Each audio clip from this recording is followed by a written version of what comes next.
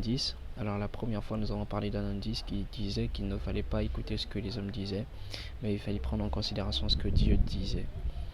Voilà, et nous avons dit qu'il est important de prendre pour modèle Jésus, parce que lui ne tenait pas compte de ce que disaient les gens. Non. Alors, deuxième indice, nous allons le trouver dans le passage de Marc, chapitre 8, verset 22, qui parle de la guérison d'un aveugle à Bethsaïda.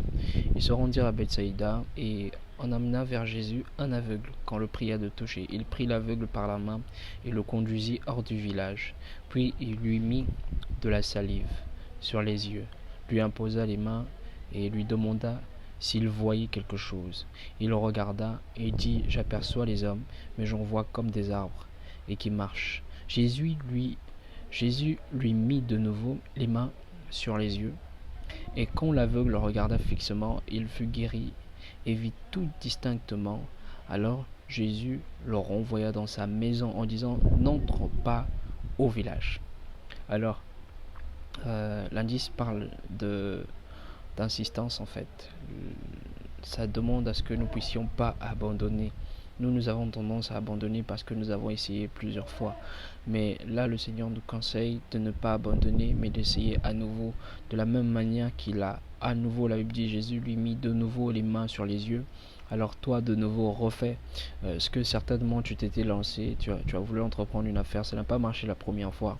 Alors je te demande d'insister, de refaire la chose, ça va marcher. Alors quand on rencontre l'échec, cela montre juste ce qu'on doit comprendre, c'est que quand on rencontre l'échec et que nous désirons toujours avoir la chose, c'est la preuve que cette chose, nous finirons par l'obtenir.